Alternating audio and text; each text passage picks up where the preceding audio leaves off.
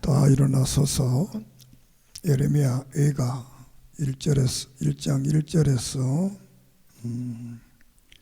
5절까지 말씀을 봅니다. 같이 보겠습니다.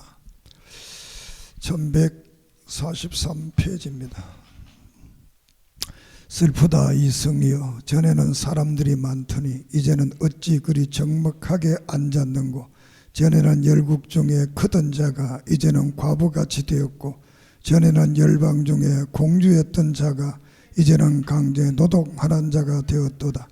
밤에는 슬피 우니 눈물이 밤에 흐르며, 사랑하던 자들 중에 그에게 위로하는 자가 없고, 친구들도 다 배반하여 원수들이 되었도다. 유다는 환난과 많은 고난 가운데에 사로잡혀 갔도다. 그가 열국 가운데에 거주하면서 쉴 곳을 얻지 못하여 그를 핍박하는 모든 자들이 궁지에서 그를 뒤따라 잡았도다. 시온의 도로들이 슬퍼하며 절기를 지키러 나아가는 사람이 없음이로다. 모든 성문들이 적막하여 제사장들이 탄식하며 처녀들이 근심하며 시온도 공고를 받았도다. 그의 대적들이 머리가 되고 그의 원수들이 형통함은 그의 죄가 많으므로 여호와께서 그들을 경고하게 하셨음이라. 어린 자녀들이 대적에게 사로잡혔도다. 아멘. 하나님 감사합니다. 오늘의 역경을 우리가 믿음으로 이기게 하심을 믿습니다. 우리에게 건강 주셔서 오늘도 주의를 지키며 예배드리게 하심을 감사합니다. 오늘 이 말씀을 통하여 하나님의 뜻을 깨닫고 우리가 정말 대한민국의 사람으로서 나라를 위해 기독케 하는 소금과 빛의 사명을 우리 모두가 감당케 해주시고 두려워하지 않게 하시고 담대한 믿음으로 승리케 해주시고 치료의 하나님 우리를 치료해 주시옵소서. 예수님의 이름으로 기도드립니다. 아멘. 할렐루야. 하나님의 은혜와 사랑과 축복이 넘치기를 바랍니다. 이렇게 마스크를 찌고 예배를 평생 처음 들어보지 않겠나 이렇게 생각됩니다. 그러나 이런 위기는 전화위복이 될 줄을 믿습니다. 오늘 이 예레미야 애가서를 통해서 오늘의 어려움을 이기는 그런 역사가 있기를 바랍니다. 예레미야서는 예레미야 애가라는 말은 슬프다, 슬픔의 노래다, 그런 뜻입니다. 슬픔의 노래인데 애가서 전체 내용은 슬픔을 이기는 희망의 기도, 희망의 기도다 이렇게 할 수가 있겠습니다. 3장 26절에 보면 구원을 바라보고 기다려라. 이 예레미야 노래는 슬픈 노래지만 결론은 슬픈 노래가 아니고 희망의 기도. 믿습니까? 오늘 이런 한국 사회가 세계가 코로나 바이러스 때문에 위기를 당하고 있지만 이것을 통해서 전화위복이 되는 그런 역사가 일어날 줄을 믿습니다. 오늘 읽은 이 예레미야 애가는 하나님께서 많은 선지자들을 통해서 이렇게 될 것을 예언을 했습니다. 이사야를 통해서, 요엘을 통해서, 미가를 통해서, 스바냐를 통해서, 또 하박국을 통해서, 또 에스겔을 통해서, 예레미야를 통해서 이렇게 되어질 것을 예언을 했습니다. 그 예언이 586년에 이스라엘 유다가 바벨론에 망하게 된다라는 겁니다. 망하게 되지 않은 길이 뭐냐? 그 길은 우상을 섬기지 말고 애굽과 수루 이웃 나라를 섬기지 말고 오직 하나님을 믿고 말씀 안에 바로 설 것을 수없이 경고를 했는데 이 경고를 무시하게 된 겁니다. 한 국가의 역사도 또 한 사회의 역사도 한 개인의 삶의 역사도 위기가 있을 때 늘 경고가 오게 되는데 우리가 이런 경고를 무시하기 때문에 우리가 어려움을 당하게 되는 겁니다. 그래서 이런 코로나 바이러스 19를 통해서 어려움을 당한 이때에 우리는 우리 자신을 한번 돌아보고 바른 믿음의 길에서는 그런 은혜가 있기를 바랍니다. 성경 이사야 30장 10절에 보면 이 하나님께서 선견자들을 보내서 회개하고 하나님께 돌아올 것을 말을 하는데 그 말 선견자들이 말을 하지 마라, 바른 말 하지 마라, 이렇게 말을 합니다. 예레미야 7장 25절 이하에서 보면 애굽에서부터 지금까지 내가 많은 선지자들을 보내서 말을 했는데 너희들이 듣지 않았다. 애굽에서부터 이 예레미야 이때는 이제 마지막 이 586년이 되는 그때입니다. 그때까지 많은 선지자들을 보내서 말했는데도 안 들었다는 거예요. 또 예레미야 26장 5절에 보면 내가 부지런히 선지자들을 보냈는데 그래도 듣지 않았다, 이렇게 말을 합니다. 많은 선지자들을 보내서 이 구약에서 두 개의 큰 환란이 뭐냐라면 722년에 북쪽 이스라엘이 아수르에 망하는 것이고 두 번째는 586년에 남쪽 유다가 바벨론에 망하는 이 심판을 받는 이 역사에 대한 말씀으로 되어 있습니다.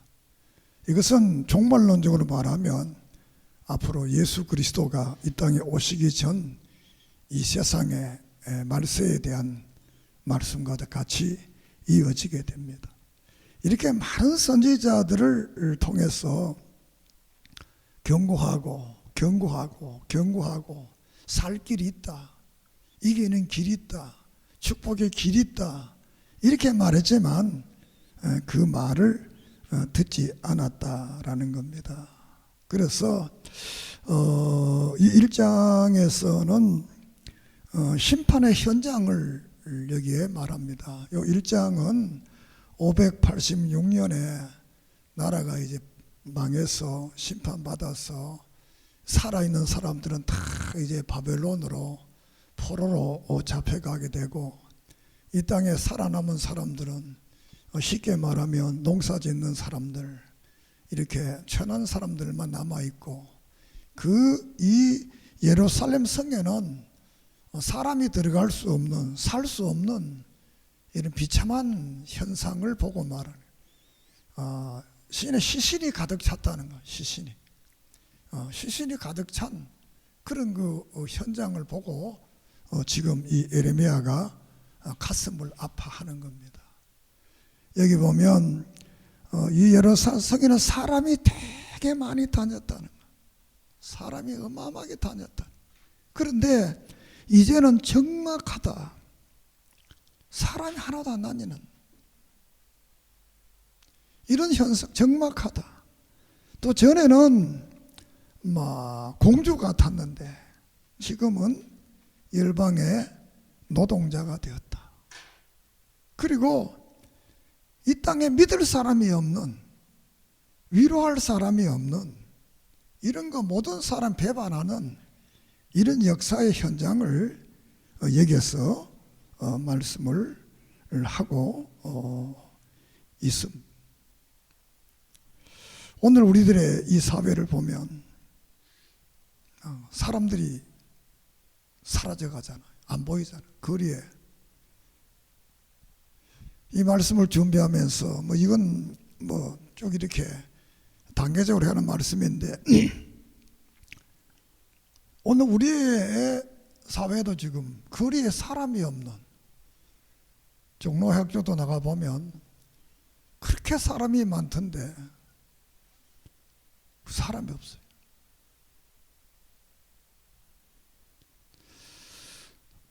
이 예루살렘 거리가 그렇게 사람이 많았는데 큰 환란을 통해서 이런 역사가 일어난 것을 봅니다. 그 이유는 왜 그러냐? 1장 11절에 보면 그 모든 백성이 생명을 이르렀고 보배로 먹을 것들을 바꾸며 더니 지금도 탄식하며 양식을 구하나이다. 나는 비천하오니 여호와여 나를 돌아봐 달라. 이렇게 말씀을 하면서 22절에는 나의 마음이 병이 들었다. 이렇게 말씀을 하고 있습니다. 이렇게 예루살렘의 이 참혹한 이 현장에 대해서 말씀을 하고 있습니다. 이 11절의 말은 생명을 위해서 보물, 정말 보배로운 하나님을 버리고 세상과 바꾸었다는 거예요. 이 유다민이 보배로운 분 하나님인데 그 하나님을 버려버리고 먹고 살기 위해서 애국을 의지하고 아수르를 의지하고 또 먹고 살기 위해서 죄를 짓고 우상을 섬기고 이렇게 한 결과로 이런 그 비참한 현상이 되었던 것을 봅니다. 우리가 16절에 보면 이로 말미암아 내가 우니 내 눈에 눈물이 물같이 흘러내려 나를 위로하여 내 생명을 회복시켜 줄 자가 멀리 떠났음이로다. 원수들이 이기매 내 자녀들이 외롭도다. 위로자가 없다. 눈물을 흘릴 수밖에 없는 그런 그 참혹한 현장을 1장에서 말씀을 하고 있습니다. 그 이유는 거기에 하나님의 영광이 떠났기 때문에 그렇게 된 것입니다. 2장에 와서는 이제 성전과 성벽에 파괴된 것에 대한 슬픔을 말씀을 하고 있습니다. 예루살렘 성전이 다 이제 불타서 없어지고 예루살렘 이 성벽도 다 무너져서 이제 성으로서의 구실을 하지 못하는 그런 그 현장을 여기서 말씀을 합니다. 이스라엘 민족이 역사 속에 가장 소중히 여겼던 게 뭐냐? 성전입니다. 하나님의 성전. 또 그들이 가장 사랑했던 게 뭐냐? 예루살렘 성. 이 성을 예루살렘, 이 시온. 그들의 평생의 소원은 한번 예루살렘에 가는 것이 소원이었고 그 예루살렘에 가서 하나님의 성전에서 예배 드리는 것이 그들의 소원이었는데 이 모든 것들이 다 무너지고 없어져 버렸다라고 이렇게 말을 합니다. 이 7절에 보면 2장 여호와께서 또 자기 제단을 버리며 자기 성소를 미워하시며 궁전의 성벽들은 원수의 손에 넘기었으며 그들이 여호와의 전에 떠들기를 절기의 날과 같이 했다. 이렇게 말합니다. 모든 성이 모든 성전이 무너져서 없어지는 이런 역사를 보면서 슬퍼하는 것. 자, 그러면서 이 13절에 보면 하버절에 누가 너를 고쳐주겠느냐. 고칠 사람이 없다는 것. 고칠 사람. 너무 이 절망에 빠지니까 이제는 고쳐줄 사람이 없다. 그 이유는 14절에 우리 2장 14절을 한번 봅니다. 시작. 내 선지자들이 내게 대하여 헛되고 어리석은 묵시를 보았으므로 내 죄악으로 드러내어 내가 사로잡힐 것들을 돌이키지 못하였도다. 그들이 거짓 경고와 미혹하게 할 것만 보았도다.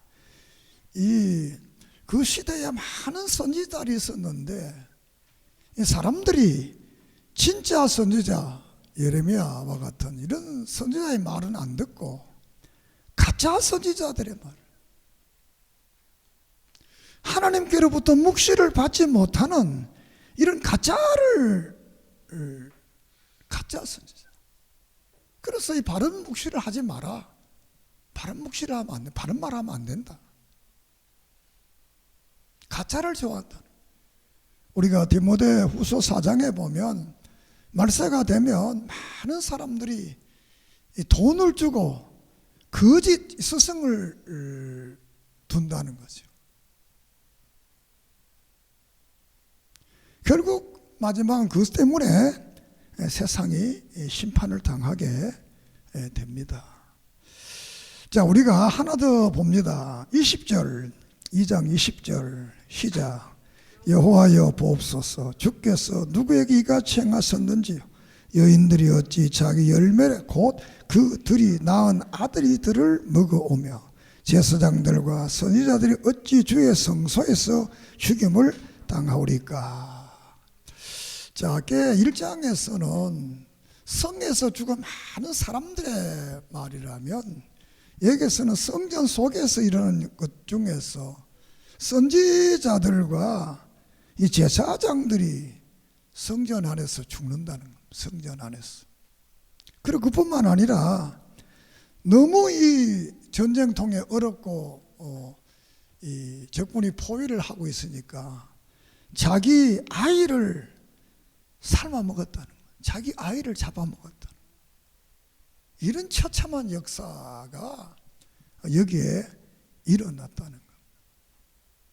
자기들은 살기 위해서 하나님을 떠나고 살기 위해서 애굽을 의지하고 살기 위해서 아수를 의지했지만 결국 그것은 자신과 자기를 죽게 하는 이런 일들이 일어나게 된 것을 말씀을 합니다. 참 이런 그 처참한 역사를 당하지 않을 수 있는 길이 수없이 있었는데 그렇지 못했다는 것.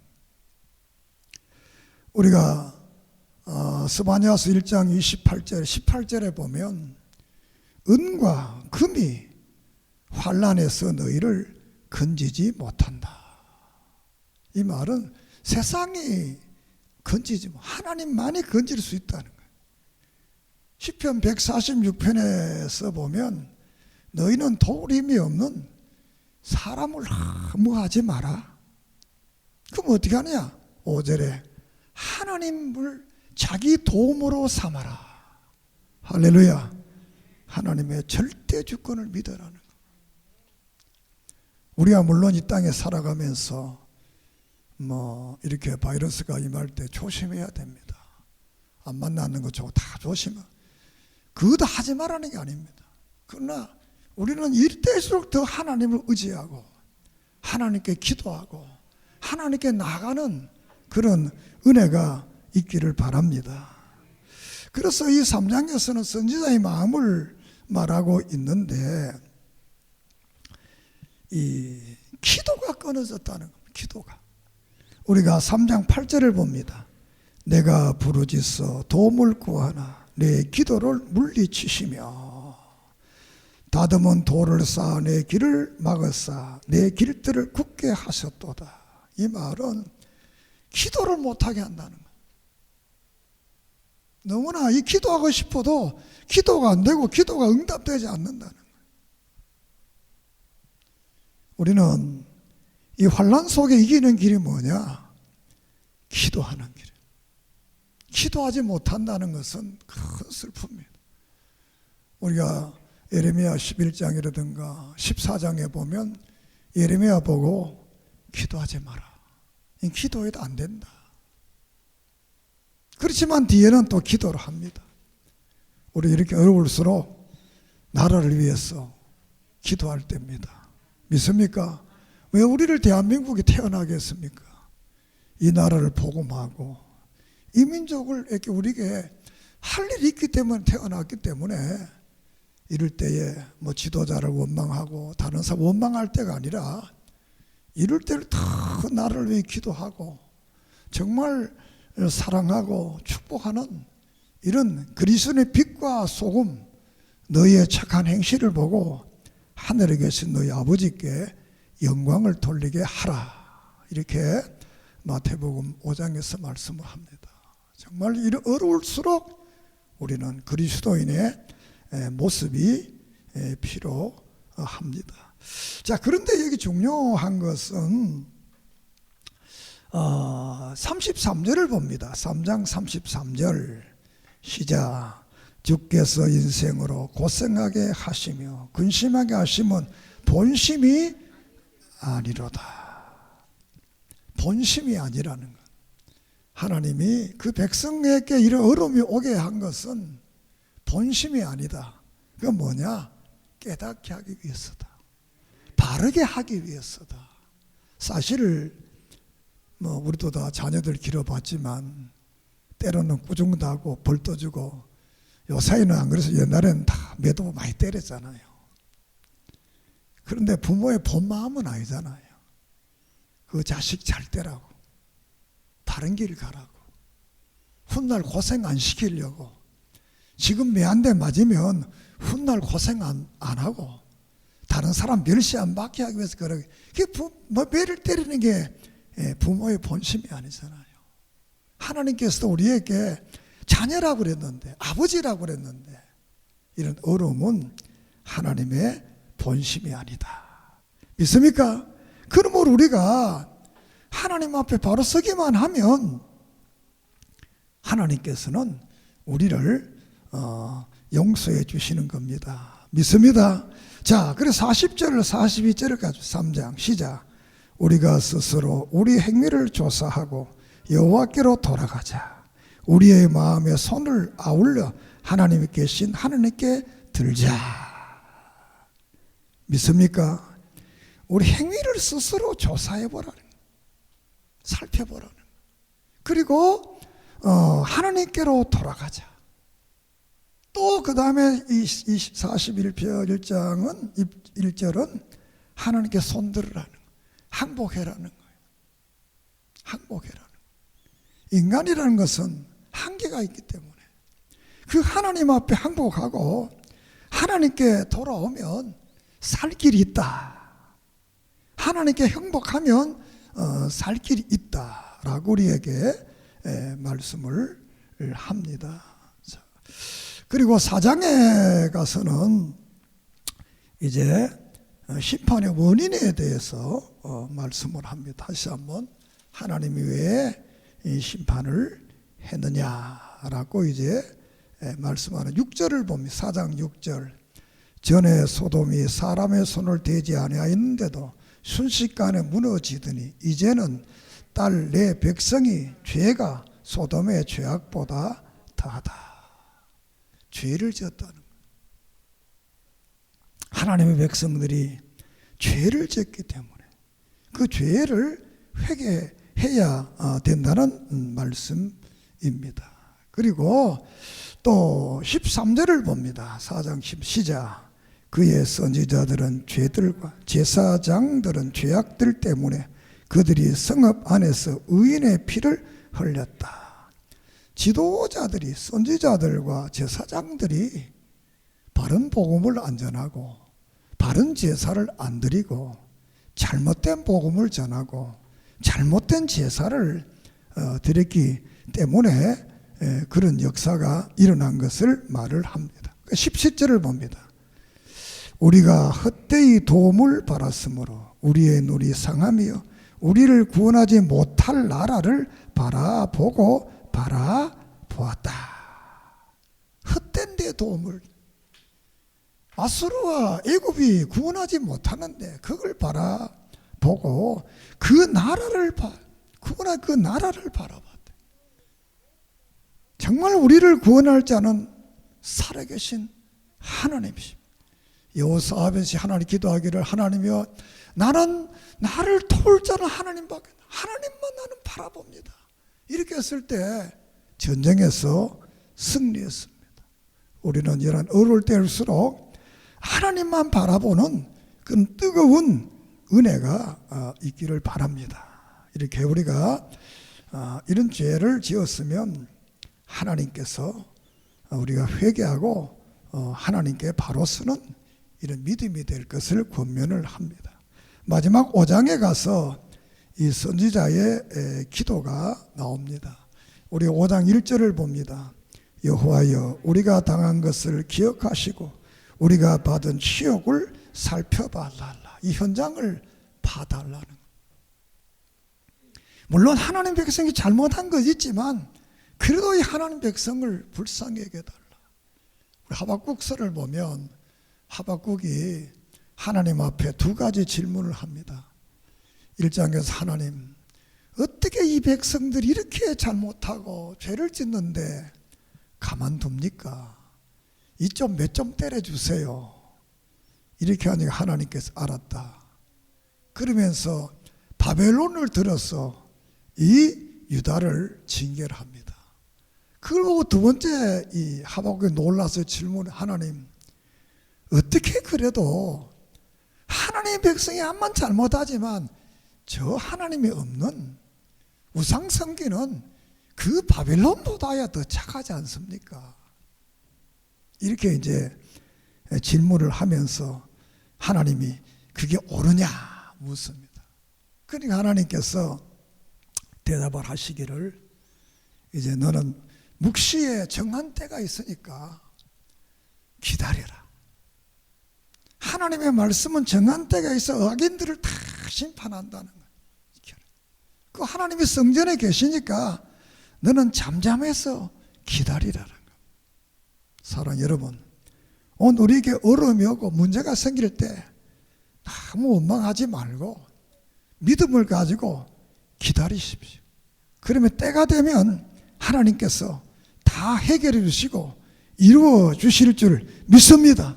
더욱더 그분을 바라보고 더 그 앞에 가는. 그래서 이 예레미야의 마지막 이 기도가 21절이 됩니다. 5장 21절을 봅시다. 여호와여 우리를 주께로 돌이키소서. 그러하시면 우리가 주께로 돌아가겠사오니 우리의 날들을 다시 새롭게 하사 옛적 같게 달라. 새롭게 해달라. 이 마지막 기도가, 희망의 기도가 새롭게 해달라라는 기도를 하게 됩니다. 우리가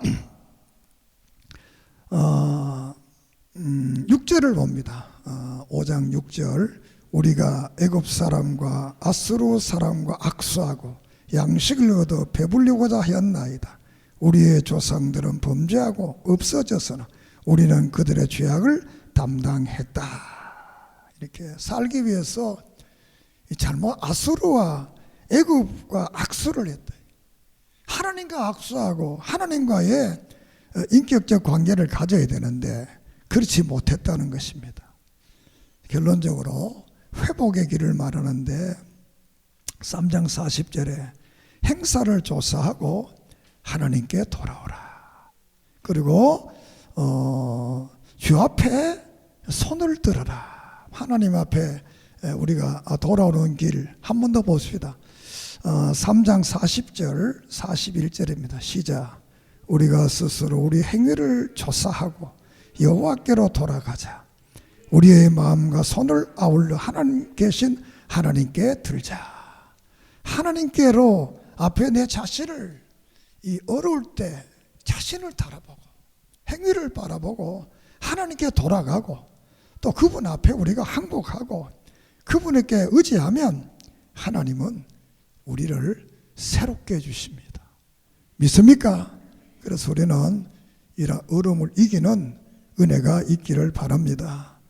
끝으로 오늘이 3.1절 예배가 됩니다. 우리가 1919년 3월 1일 독립선언을 하게 됩니다. 올해가 101년째가 되는 해가 됩니다. 그리고 1592년에서 1598년까지 임진왜란이 일어나게 됩니다. 임진왜란. 그리고 1866년에 병인양요라는 이런 일이는, 이 병인양요가 뭐냐 그러면 대원군이 천주교를 박해합니다. 그래서 신부들을 죽입니다. 이것 때문에 불란서 군인들이 대한민국에 와서 강화도에서 전쟁을 하게 된, 그게 병인양요입니다. 그때 이 불란서 군대들이 우리나라의 그것을 다 불란서를 가지고 가는 이런 일들이 일어납니다. 그리고 1871년에 신미양요라는 이런 전쟁이 일어납니다.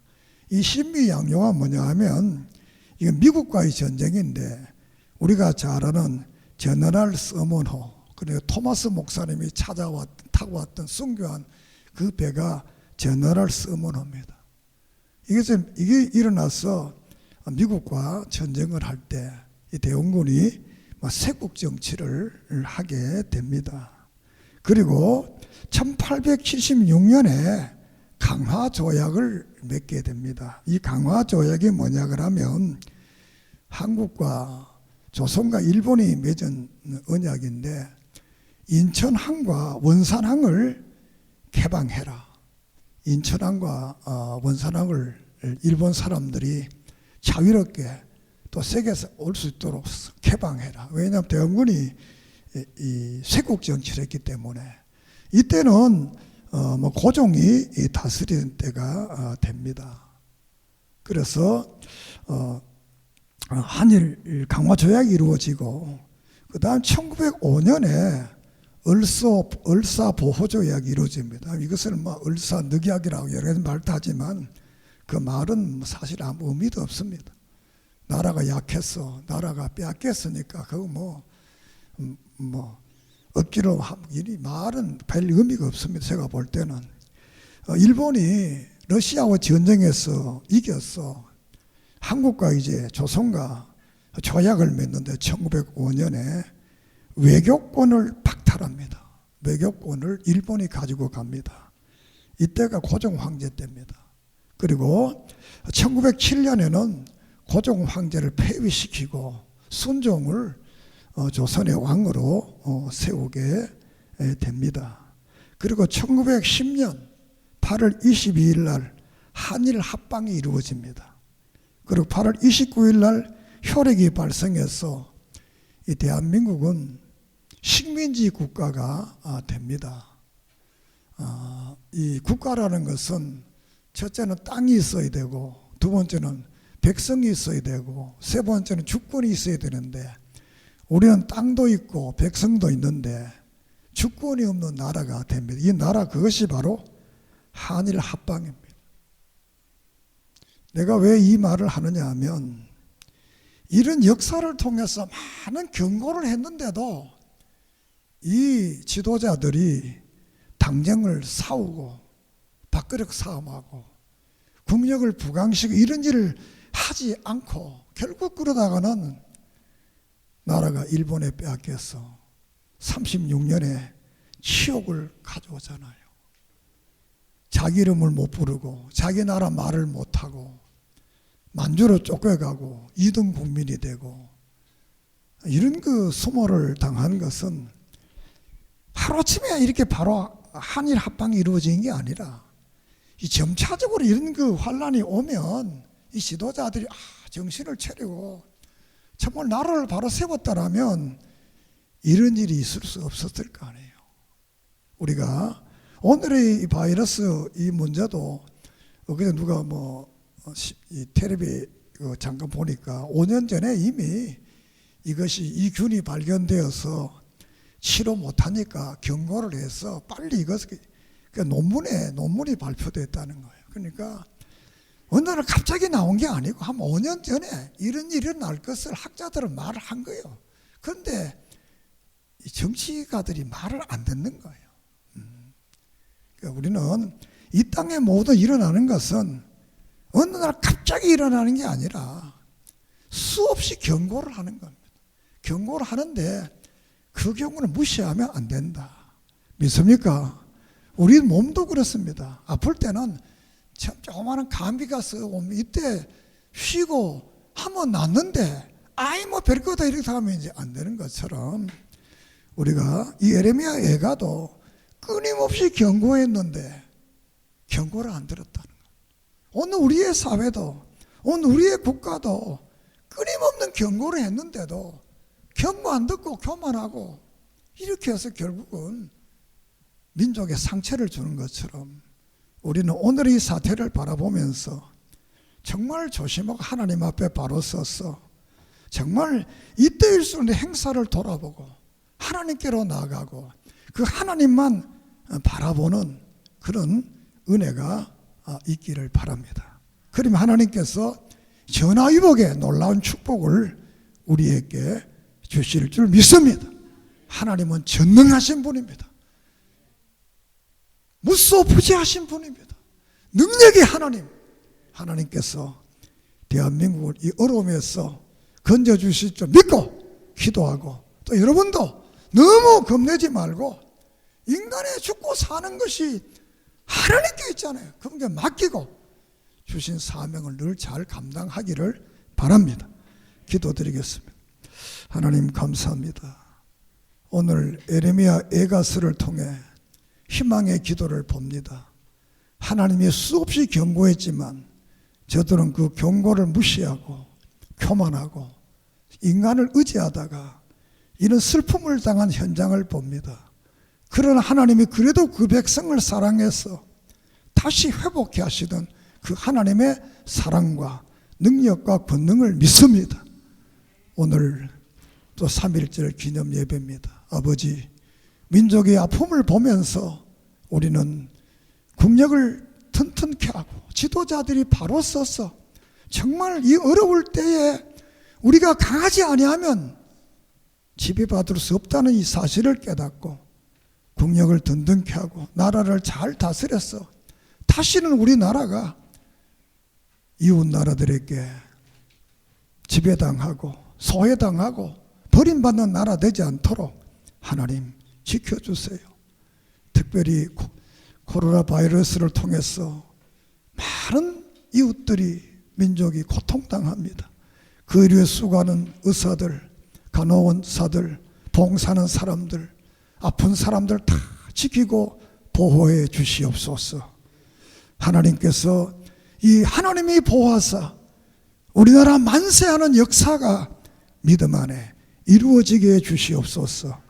예수님의 이름으로 기도드립니다. 아멘.